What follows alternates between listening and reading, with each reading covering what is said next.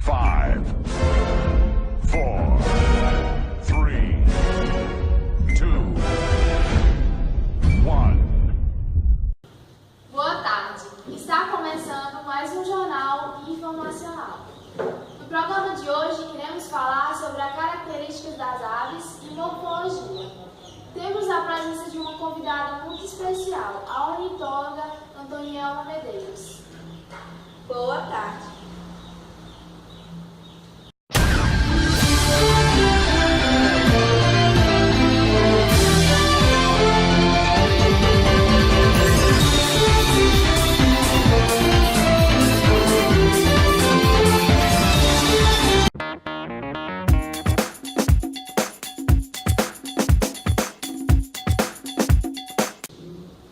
Há cerca de 240 milhões de anos, no início do período Triássico, surgiram os primeiros dinossauros, um grupo que viria a dominar o planeta pelos próximos 175 bilhões de anos até a sua extinção. O que alguns não sabem é que um grupo de dinossauros carnívoros, bípedes e ágeis, aparentado do famoso Velociraptor, dá origem a animais que estão entre nós até hoje. Toda vez que você ver um pombo na rua, um frango em seu prato ou qualquer outra ave, você pode dizer que está diante de um dos descendentes dos dinossauros.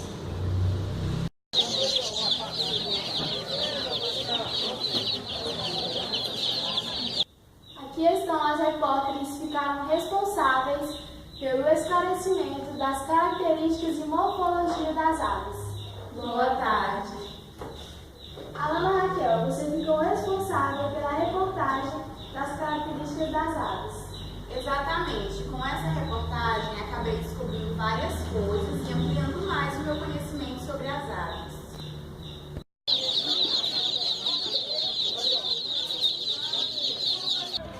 As aves constituem uma classe de seres vivos vertebrados, bípedes, que têm duas patas, endotérmicos, que são aqueles que produzem calor interno, e ovíparos, que põem ovo. O corpo das aves é aerodinâmico, o que diminui a resistência do ar durante o voo. São caracterizadas principalmente por possuírem penas, asas, bico e ossos pneumáticos. As aves habitam todos os ecossistemas do globo, do Ártico à Antártica. As aves atuais variam muito em tamanho, do beija-flor-abelha de 5 centímetros ao avestruz de 2 metros. Com a evolução, algumas aves perderam a capacidade de voar, como por exemplo as ratitas. Mariane Soares, que conclusão você obteve ao fazer essa reportagem sobre a morfologia das aves? Bom, ao ir mais a fundo sobre a morfologia das aves, eu pude perceber que as mesmas passaram por várias mudanças e adaptações até chegar a se formar atual. Agora eu irei falar as principais partes importantes da ave.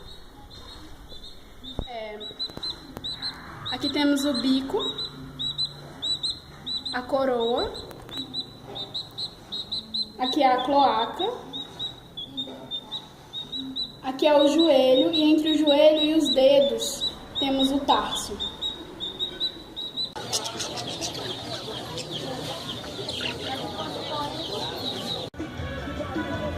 Do ponto de vista morfológico, as aves constituem um grupo um tanto particular e uniforme dentro dos tetrápodes atuais. Particular porque se distinguem facilmente de outros grupos de animais vivos, e uniformes porque, apesar do grande número de espécies e adaptações das mais variadas para diferentes nichos ecológicos, o grupo como um todo mantém sua morfologia bastante semelhante. Entre as características morfológicas de grande importância ecológica e evolutiva estão o formato do bico e dos pés e a proporção área-alar corporal. E você, Daniela Antunes, que sua reportagem se dedicou à reprodução das aves? Ao abordar esse assunto, eu acabei descobrindo várias coisas. Entre elas, a que mais me surpreendeu é que a maioria das aves tem o dimorfismo sexual.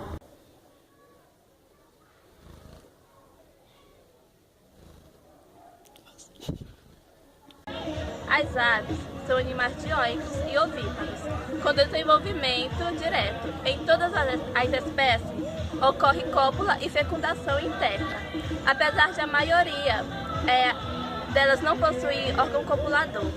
A transferência dos espermatozoides para a fêmea ocorre por justaposição das aberturas dos cloacas dos parceiros durante a cópula.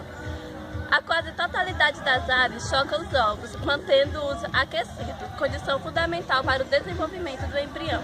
A maioria das aves tem dimorfismo sexual, com nítida diferença morfológica entre machos e fêmeas da espécie. Agora passaremos a palavra para a ornitóloga, que irá falar brevemente sobre o sistema digestório das aves. Bom, o sistema digestório das aves é formado por boca, uma faringe curta, esôfago tubular que se dilata no papo, local onde o alimento fica armazenado e é umedecido.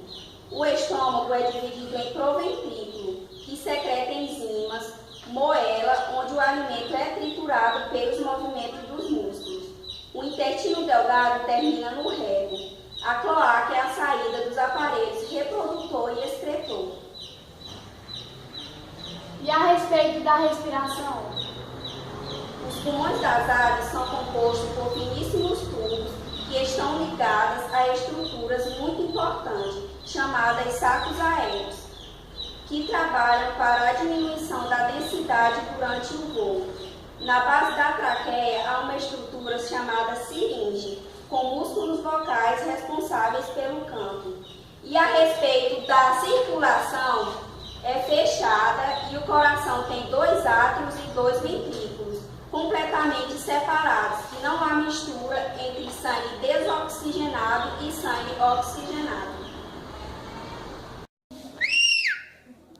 Mãezinha, cala a boca. Grita, mulher.